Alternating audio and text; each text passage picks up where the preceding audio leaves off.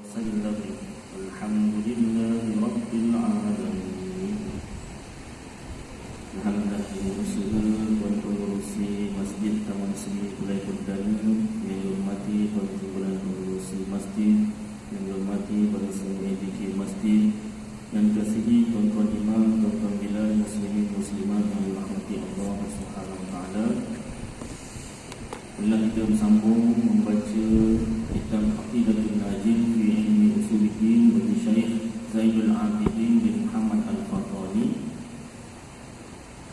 iaitu syarah bagi kitab Ummul Barahim bagi Imam Sanusi, tulisan Jawi, dialih tulisan daripada Jawi ke Rumi oleh Ustazah Nur Ain Al.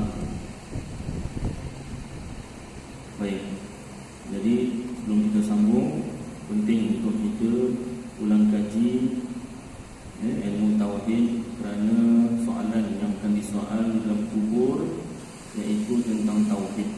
Soalannya mudah, man rabbuka, siapa Tuhan kau, dan lain-lain, tetapi jawapannya bukan boleh dihafal. Tak boleh dihafal. Kalau boleh dihafal, nescaya orang bukan Islam dah hafal lama dah. Jadi jawapannya tu tak boleh dihafal, melainkan kita kena belajar tauhid, kenal Allah Ta'ala, belajar sifat-sifat Allah, percaya dalam hati, barulah dapat terjawab di dalam kubur. Baik. Dan kemudian kenapa perlu ulang kaji lagi ilmu tauhid? Kerana maklum kita ini manusia lupa. Jadi perlu diulang kaji lagi dan lagi, dan diperdalami lagi dan lagi, supaya ajaran sesat, ajaran yang menyeleweng tidak dapat menggoyahkan, tidak dapat mengakis akidah kita Ahli Sunnah wal Jamaah, aliran Al-Asy'ariyah dan Al-Maturidiyah. Kerana sedia maklum, batu pun kalau dititik oleh air, setitik demi setitik setiap hari, lama-lama lekuk. Apatah lagi hati manusia terdedah dengan ajaran sesat, sedikit takut lama-lama terikut, terpengaruh. Na'udzubillahi min dzalik. Jadi itu antara beberapa sebab kenapa kita buat kuliah maghrib, ulang kaji lagi dan lagi tentang tauhid. Baik, sambung kita. Itu surah 58. Dan yang ketiga, sifat wahdaniyah pada perbuatan. Masih lagi pada bab wahdaniyah, Esa Allah, tunggal Allah, maha satunya Allah. Yang lepas kita baca tentang wahdaniyah, Esa tunggal satu Allah Ta'ala pada zatnya, pada dirinya. Yang kedua, wahdaniyah, Esa tunggal satu Allah Ta'ala pada segala sifat-sifatnya. Masuk yang ketiga, wahdaniyah, Esa tunggal maha satu pada perbuatan. Macam mana maknanya? Dan maknanya tiada subut, tiada ada, tiada wujud fi'il, iaitu perbuatan, bagi yang lain daripada Allah Ta'ala. Ayatnya pendek sahaja, tetapi perlu difahami dan perlu diyakini. Dari segi tauhid, dari segi akidah, tiada subut, tiada ada, tiada wujud fi'il, iaitu perbuatan yang memberi bekaslah, bagi yang lain daripada Allah Ta'ala. Maknanya selain Allah, iaitu makhluk, tiada perbuatan langsung hakikatnya dari segi tauhid. Zahir pandangan mata kasar sahaja, seolah-olah selain Allah Ta'ala, iaitu makhluk, boleh bergerak sendiri, boleh memilih sendiri, nak pilih buat baik ke, nak pilih buat jahat, dia melakukan kebaikan atau dia melakukan kejahatan. Pada zahir pandangan mata kasar, hakikatnya Allah yang menggerakkan, Allah yang tentukan hati dia tu, hati manusia tu, nak buat baik ke, nak buat jahat. Dari segi tauhid, hakikat yang sebenar, kejadian yang sebenar, tiada perbuatan selain Allah Ta'ala. Hanya Allah Ta'ala sahaja yang ada perbuatan yang Baik, itu satu. Dan tiada bersekutu,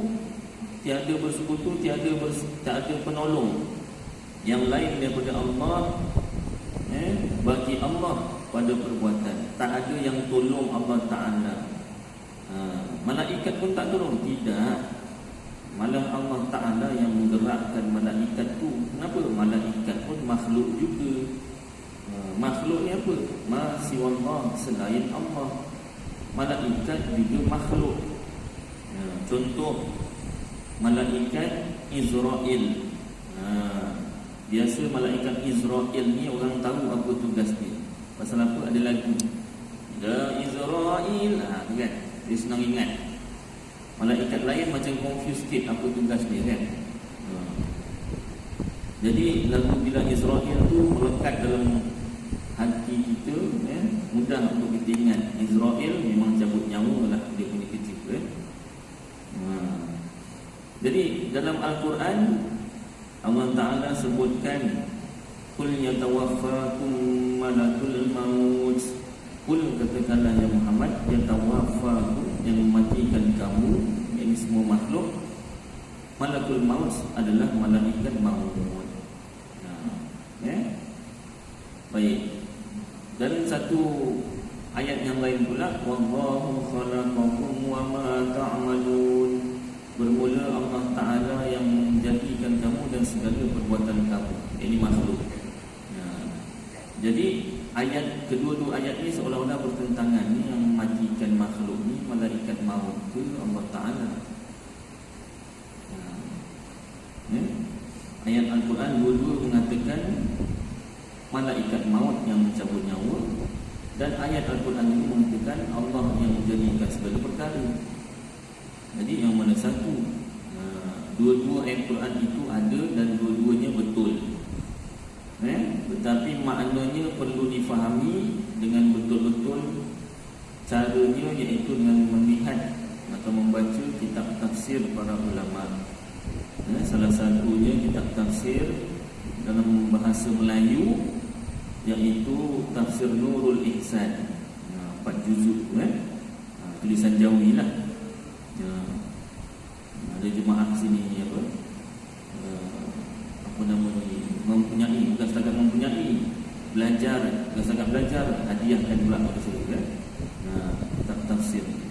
Baik, dalam kitab tafsir maknanya pada zahir pandangan mata kasar seolah-olah malaikat maut yang cabut nyawa kita. Itu pun tak nampak pun.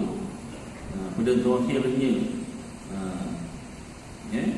zahir tu patut nampak, kita pun tak nampak cara macam mana malaikat maut cabut nyawa kita tu, kan? Cuma yang kita tahu, yang dikhabarkan ulama, dicabut daripada kaki nyawa tu. Itu sebab kalau orang nazak, kaki sejuk dulu. Kaki sejuk.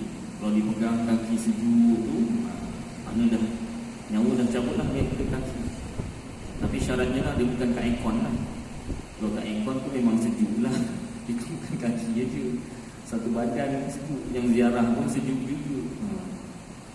Jadi kaki dah sejuk, dah faham dah, tak gerak, kejung tu, kan? Itu tanda-tanda.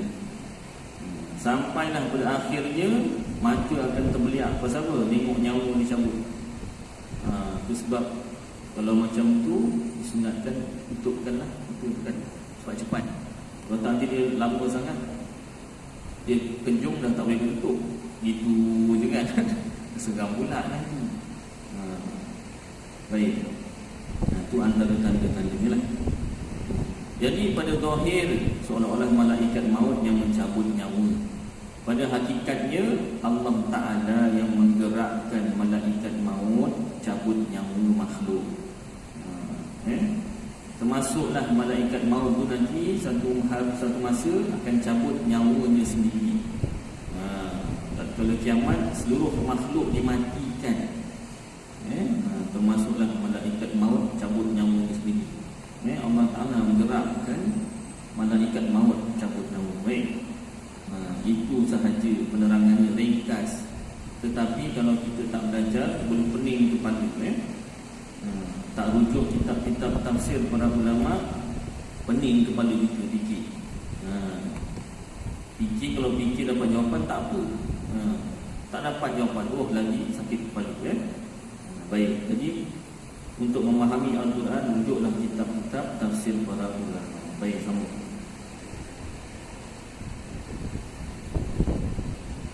Dan tiada bersekutu yang lain daripada Allah bagi Allah pada perbuatan. Tak ada yang tolong Allah Ta'ala buat sesuatu, tak ada.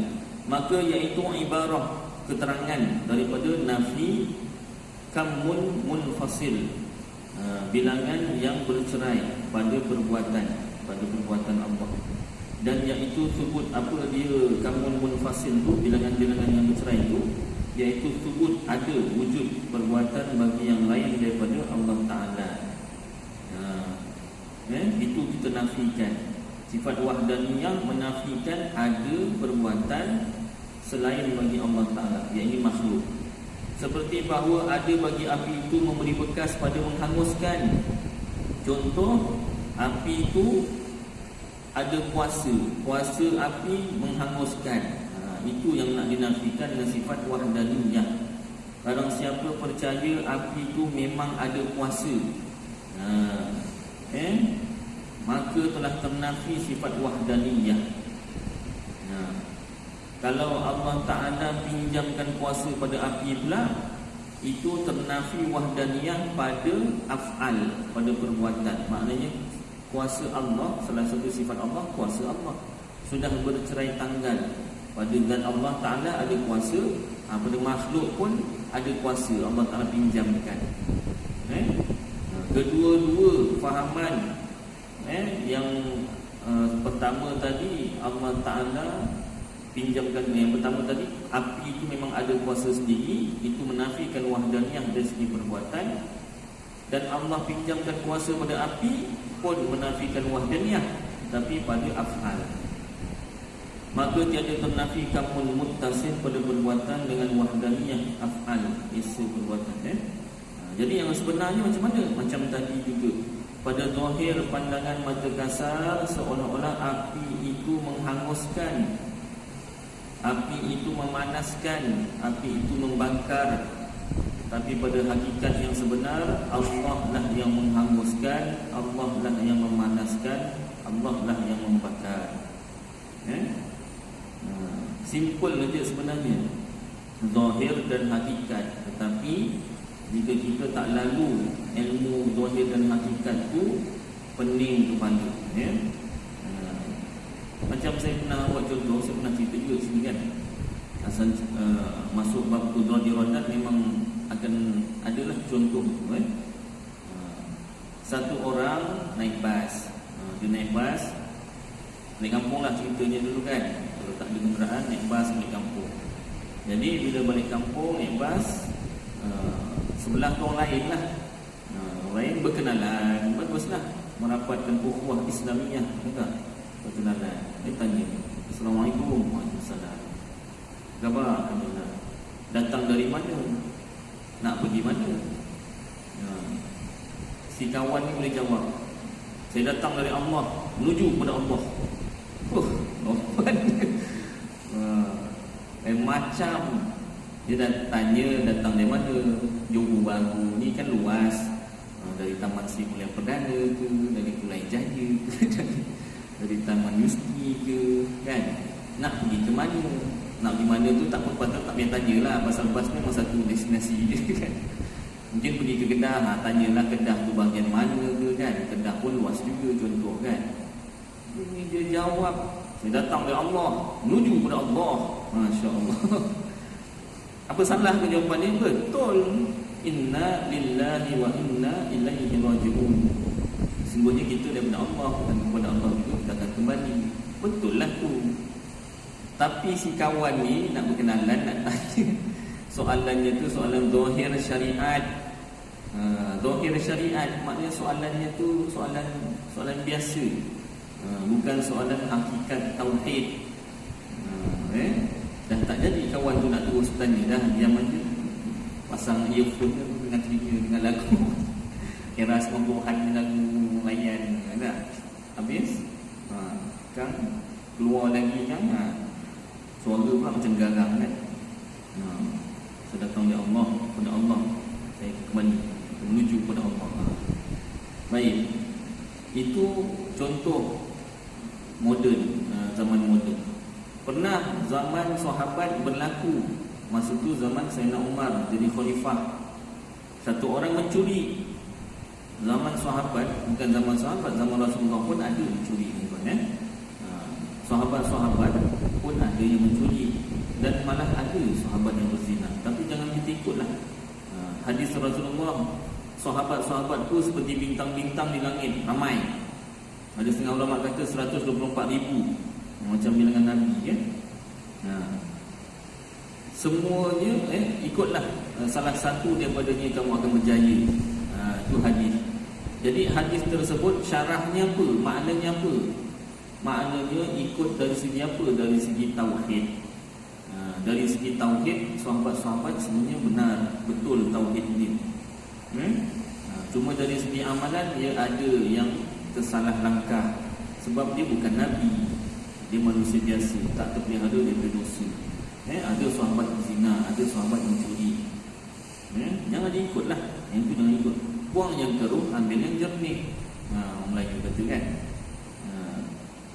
Baik. Jadi apa nama dia tadi? Itulah. Jadi kalau di hujung pangkal itu pula, maaf dah, masih macam tu aja. Muda-muda pun dah lupa. Maknanya dah bukan muda lagi lah. Baik. Jadi sahabat dah lupa dah, memang lupa.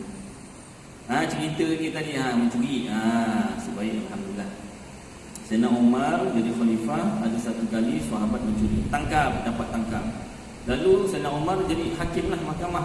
Ditanya, kenapa kamu mencuri? Kalau betul ada sebab yang munasabah, tak dihukum had, tak dipotong tangan. Katalah apa, dah cari kerja, tak ada, tak seorang pun tak nak ambil kerja. Ataupun tak kuat nak bekerja, mencuri kuat pula. Kalau tak kuat bekerja macam tak sesuai pula, kan? Tak ada orang nak ambil kerja. Katalah adalah sebab yang munasabah, kan? Terlalu lapar, tak boleh nak bekerja, lepas sangat, ataupun ada anak isteri tak makan, curi, kan? Jadi Sayyidina Umar tanya, apa sebab mencuri? Dia boleh jawab dengan Sayyidina Umar, Allah takdirkan aku mencuri. Beraninya. Apa Sayyidina Umar tak tahu ke tentang tauhid? Boleh jawab dengan Sayyidina Umar, Allah takdirkan aku mencuri. Apa Sayyidina Umar tak tahu ke takdir Allah? Apa Sayyidina Umar tak tahu ke mencuri, buat baik ke buat jahat ni Allah yang takdirkan? Muka dia jawab begitu, nak lepas daripada mencuri. Kalau betul ada sebab alasan yang kukuh, lepas. Ni sebab tak ada alasan lah ni ceritanya. Memang daripada sejak dulu ada macam tu. Orang Melayu kata nak si budaya, tak nak si budalih. Memang macam tu. Jadi Sayyidina Umar kata potong tangan. Tak ada sebab munasabah, potong tangan. Dia potong tangan ni kalau nak dijalankan, kalau mencuri sabit kesalahan lah, tak ada sebab munasabah, pergelangan tangan tu potong dulu. Mencuri lagi, pergelangan tangan dah tak ada, mencuri lagi, pergelangan kaki kiri dia bersilang. Ya Allah, mencuri lagi, pergelangan tangan kiri. Tak insaf, curi lagi, pergelangan kaki kanan ada bersilang macam tu. Bayangkan hukumnya sampai macam tu. Maknanya ada yang tak insaf macam tu manusia. Alhamdulillah dari dan kita insaf lah. Bukan insaf tak buat langsung lah. Baik. Jadi Sayyidina Umar kata potong tangan, tambah lagi sebat 40 kali sebat. Kenapa kena sebat? Sebabnya dia menjawab soalan zahir syariat dengan hakikat tauhid. Tak kena pada tempatnya. Dipepah 40 kali pepah. Pukul. Sebab apa? Satu je, dia jawab, jawapan tu betul, tapi tak kena dengan soalannya. Soalan Sayyidina Umar tanya zahir syariat, dari syariat Islam. Dia jawab hakikat tauhid. Tu dengan niat nak melepaskan diri lah daripada hukum syariat. Maka di rotan 40 kali rotan. nak menunjukkan bahawasanya kalau cerita bab zahir syariat, cerita bab zahir syariat, jangan dicampur adukkan. Baik, sambung. Baiklah Sayyidina Umar dah wafat. Kalau dia yang naik bas tanya kepada orang sebelah, barangkali kena pepah, kalau kali pepah. Baik, sambung. Jadi api pada zahir seolah-olah menghanguskan, hakikatnya Allah yang menghanguskan. Maka tiada ternafi kamun muttasil, bilangan yang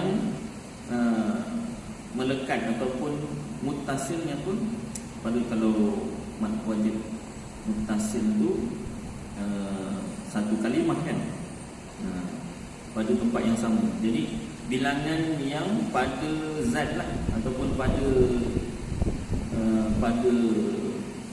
sifat tu kamun muttasil, pada perbuatan dengan wahdaniyah af'al, jika ditaswirkan, digambarkan dengan berbilang-bilang af'al. Kerana af'al Allah itu amat banyak, perbuatan Allah tu banyak. Tak boleh kita kata perbuatan Allah tu satu saja, tak boleh.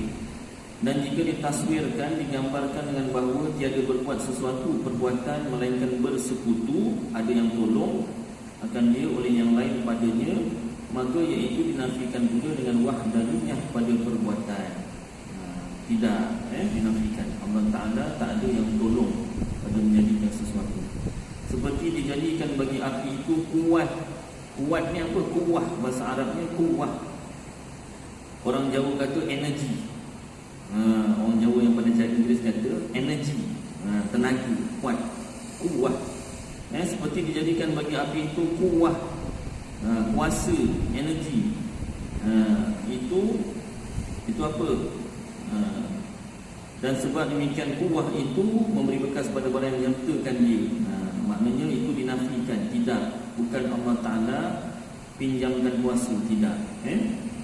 Dan seperti adalah bagi hamba itu kudrat, kuasa juga, yang memberi bekas pada berbuat taat dan maksiat. Sama juga, satu orang buat taat, kebaikan, itu Allah yang gerakkan, Allah yang tentukan hati dia buat baik. Dia nak pergi masjid, dia dengar kuliah, dia beribadat, itu Allah Ta'ala yang gerakkan hati dia, dan Allah Ta'ala yang gerakkan anggota badan dia. Dan maksiat, begitu juga maksiat. Maksiatnya apa? Dosa, segala jenis dosa lah. Kalau maksiat orang Melayu ni kata zina saja, tidak. Asal maksiat tu segala jenis dosa. Contoh, meninggalkan sembahyang fardu, itu pun maksiat juga. Tapi pun begitu, jangan pula mentang-mentang ada badan pencegah maksiat. Ni Ustaz Adil kata maksiat ni segala jenis dosa. Dia pun pergi padang bola sepak, dia tengok kawan-kawan dia sejak asar sampai ke maghrib tak berhenti main. Dia pun dosa, beramai-ramai buat dosa, buat maksiat. Dia pun apa lagi, tengok kat internet, ambil nombor telefon badan pencegah maksiat. Dia call, Assalamualaikum, ani saya nak beritahu ni, aku orang buat maksiat ramai-ramai kat Padang. Kat Padang beraninya, terang-terangan. Datang berapa orang? Dia 20 orang, kan, sebelah 22 orang, dengan goalkeeper dia kata. Kalau masuk apa linesman jadi berapa? Datang lah 22 orang. Satu van buat berapa? 10. Dan 2 van datang. Dia bunyi tak? Dino-dino tak bunyi saya. Tak bunyi lah. Sampai saya, mana? Tu. Mana? Itu main bola. Yalah, dia main bola daripada asar sampai ke maghrib. Tak sembahyang asar. Silap yang call tu, yang masuk van tu, jangan buat kerja. Itu badan pendidikan maksiat, itu memang mencegah zina, mencegah perduaan. Maksiat, asal maksiat tu dosa satu. Baik. Maka segala kamun itu, bilangan itu, iaitu kamun muttasil yang pada satu perkara, dan munfasil yang bercerai pada zat Allah, dan kamun muttasil dan munfasil pada sifat, dan kamun munfasil pada af'al. Demikian lagi kamu muttasil pada af'al, jika ditaswirkan, digambarkan dengan bahawa dia berbuat sesuatu, ada orang yang bersekutu akan dia padanya. Sekalian itu dinafikan dengan wahdaniyah, esa Allah. Jadi esa Allah itu merangkumi 3 perkara. Esa Allah pada zat, sifat dan perbuatan. Kalau 3 perkara ni kita tak esakan Allah, nescaya belum cukup dinamakan mengesakan Allah, ya. Ya. Maka wajib kita iktikadkan, percaya dalam hati bahawa Allah Ta'ala itu esa pada zatnya, tunggal, maha satu pada zatnya, pada dirinya, dan esa pada sifatnya, satu, tunggal pada segala sifat-sifatnya, dan esa pada af'alnya, satu, tunggal pada perbuatannya. Maka hakikatnya itu majhul. Yang sebenarnya itu macam mana? Majhul. Yang ini tiada dapat kita ketahui akan hakikatnya. Allah Ta'ala tu macam mana zatnya, sifat-sifatnya, af'alnya, yang dapat kita ketahui akan hakikatnya. Yang sebenarnya tak tahu, hanya Allah yang tahu. Maka kita serahkan pengetahuan itu kepada Allah Ta'ala, kerana sabda Nabi SAW, tafakkaru fil khalqi wala tafakkaru fil khaliqi fa innahu la tuhitu bihil fikratu. Artinya lebih kurang, fikirkan olehmu pada segala yang dijadikan ini, dan jangan kamu fikir pada Tuhan yang menjadikan makhluk. Fikir tentang makhluk, tengok makhluk, fikirkan tentang makhluk. Maka bahawasanya tiada dapat kamu hendak meliputi dengan dia oleh fikir kamu. Tak dapat kita nak tahu semua sekali, tak mampu. Rasulullah dah pesan, jangan difikirkan. Yang tak disuruh fikir, jangan fikir. Wajib percaya sahaja. Dan kata setengah arifin, ini orang yang kenal. Kenal siapa? Kenal Allah Ta'ala, Maha suci Tuhan kita yang ada ain ilmu. Ain ilmu tu, apa nama tu? Ain tu bendanya lah, diri ilmu tu. Maha suci Tuhan kita yang ada ain ilmu. Kita itu jahil, kita dengan dia, kita tak tahu Allah Ta'ala macam mana. Dan ain jahil kita itulah dinamakan mengetahui kita dengan dia. Tak tahunya kita Allah Ta'ala itu macam mana, barulah dinamakan mengenal Allah. Kita kena belajar sifat-sifat Allah sampai satu tahap kita tak tahu macam mana Allah Ta'ala itu yang sebenar. Sifat-sifat Allah itu kita tahulah, kita belajar. Allah Ta'ala itu yang macam mana sebenarnya, tak tahu. Itulah yang dinamakan kenal Allah Ta'ala. Artinya kesudahan mengetahui kita akan dia, ini Allah itu, hingga sampai kepada tiada didapat akan hakikat zatnya. Diri Allah yang sebenar itu macam mana, tak tahu. Itulah kesudahan mengetahui. Dan tiada dapat hakikat zat itu dinamakan mengetahui. Tak tahu zat Allah itu macam mana, diri Allah itu macam mana, itulah dinamakan mengetahui. Dan apabila tiada dapat kita ketahui akan setengah daripada makhluknya dengan mudah, maka betapa kita hendak mengetahui daripada hakikat Tuhan yang menjadikan sekalian makhluk. Makhluk aja pun tak semua kita dapat tahu. Ada lagi makhluk yang kita tak tahu. Ada ke tak ada. Contoh UFO, tak ada tak tidak. Gambar, video, ada bukti kan, video gambar, tapi nampak betul-betul depan mata. Tak semua orang nampak. Lagi hantu lah. Hantu ramai dulu yang nampak. Macam anak saya kecil, biasa budak-budak kecil nampak kan, pernah nampak. Beritahu, tanya macam mana ni betul. Betul lah seperti yang digambarkan. Dia tak pernah tahu hantu macam mana, tapi dia pernah nampak. Jadi bila ditanya macam mana, digambarkan lah, rambutnya panjang, tak nampak muka, pakai baju putih. Dia pernah nampak. Dah besar lah tak nampak lah. Dah besar tak nampak. Dia masih kecil tu nampak. Baik. Jadi makhluk pun ada yang kita tak tahu. Lagi apa contoh makhluk yang seni-seni, yang kecil-kecil, mikroorganisma, Maka betapa kita nak mengetahui daripada hakikat Tuhan yang menjadikan sekalian makhluk. Apatah lagi kita nak tahu Allah, Khalik, pencipta makhluk itu sendiri. Seperti firman Allah Ta'ala, A'udzu billahi minasyaitonir rajim. Bismillahirrahmanirrahim. Wa ma ya'lamu junuda rabbika illa hu. Shadaqallahul azim. Artinya lebih kurang, dan tiada mengetahui akan tentera Tuhanmu itu ya Muhammad melainkan Dia, iaitu Allah jua. Suratul Muddathir ayat 31.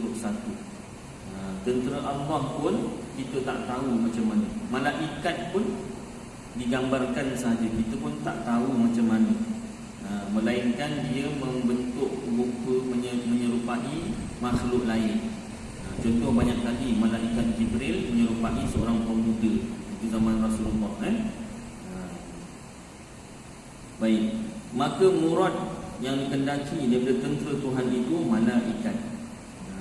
Tentera Tuhan itu maknanya apa? Malaikat. Baik, masuk pada subtopik yang baru, perbuatan Allah. Maka wajib kita iktikadkan, percaya dalam hati, yakin dalam hati, sekalian perbuatan itu Allah Ta'ala jua yang mengeluarkan daripada Adam tiada kepada wujud pada ada. Maknanya Allah Ta'ala yang menjadikan segala perkara. Yang sebenar-benarnya Allah Ta'ala lah yang gerakkan semuanya. Padahal tunggal ia memang Allah Ta'ala sahaja. Sama ada ia baik atau jahat, benda yang baik pun Allah Ta'ala yang jadikan, gerakkan. Benda yang jahat pun Allah Ta'ala juga yang gerakkan, jadikan. Maka makna baik itu iman dan taat. Contoh baik itu apa? Iman dan taat. Satu orang yang beriman, satu orang yang taat beribadah, itu Allah Ta'ala yang jadikan, Allah Ta'ala yang tentukan hati dia nak beriman dan nak taat. Dan Allah Ta'ala juga yang gerakkan dia tu melakukan perkara-perkara orang beriman dan ketaatan-ketaatan ibadat. Dan murad yang dikendaki ataupun maksud daripada jahat itu kufur dan maksiat. Contoh kufur, tak beriman, dan maksiat ini segala jenis dosa. Satu orang yang kufur, tak nak beriman dengan Allah, itu Allah Ta'ala yang tentukan hati dia tak nak beriman. Allah Ta'ala yang gerakkan anggota badan dia membuat perkara-perkara kufur. Dan Allah Ta'ala yang tentukan satu orang itu nak buat maksiat, yakni dosa. Dan Allah Ta'ala juga yang gerakkan satu orang itu membuat, melakukan, mengerjakan maksiat ataupun dosa. Dan sama ada perbuatan itu zahir keluarnya daripada manusia atau lainnya selain manusia, Allah Ta'ala juga yang gerakkan. Dan sama ada perbuatan itu ikhtiyari, yakni kemahuan sendiri, pilihan, atau ittirari, terpaksa. Sama ada sengaja atau tak sengaja, Allah Ta'ala juga yang gerakkan. Bersalahan kata Mu'tazilah tak sama dengan fahaman Mu'tazilah. Mu'tazilah ni ajaran sesat. Apa Mu'tazilah punya fahaman? Bahawa hamba itu yang menjadikan perbuatan dirinya yang ikhtiyari, yang sengaja, dengan kudrat yang dijadikan dia oleh Allah Ta'ala pada dirinya, dengan kuasa yang Allah Ta'ala jadikan pada dirinya, pada diri makhluk. Allah pinjamkan kuasa pada makhluk. Ini fahaman Mu'tazilah. Ini fahaman Mu'tazilah, fahaman sesat, bukan Ahlus Sunnah wal Jamaah. Jangan kita berfahaman Allah pinjamkan kuasa pada makhluk. Fahaman Ahlus Sunnah wal Jamaah pada zahir pandangan mata kasar seolah-olah makhluk ada kuasa sendiri, ada pilihan sendiri. Hakikat yang sebenar, pilihan kita tu Allah yang tentukan. dan pergerakan pada zahir itu Allah yang gerakkan. Contoh mudah dalam kitab-kitab tauhid yang lain diberi contoh, kalau dalam kitab Risalah Tauhid, kitab Sulaiman Johor, seperti gerak pen dan gerak penulis. Kalau tengok pada zahir, seolah-olah pen tu gerak sendiri, menulis sendiri. Yang sebenarnya tangan yang gerakkan pen tu. Jadi makhluk tu ibarat pen, Allah Ta'ala tu ibarat tangan, tapi tak boleh lah, tak samalah. Cuma nak untuk cepat faham, seolah-olah begitu. Contoh yang lain dalam kitab Durrus Thamil, makhluk ibarat wayang kulit.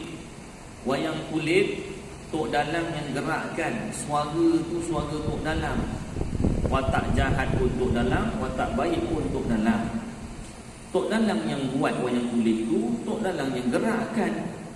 Makhluk ibarat wayang kulit, patung wayang kulit. Allah Ta'ala tu ibarat dalam tu lah. Tapi ini cuma untuk cepat faham. Pun begitu, Allah Ta'ala tak sama dengan tok dalam. Untuk cepat faham, seolah-olah manusia ni cuma ada badan. Badan tu pun Allah Ta'ala yang jadikan.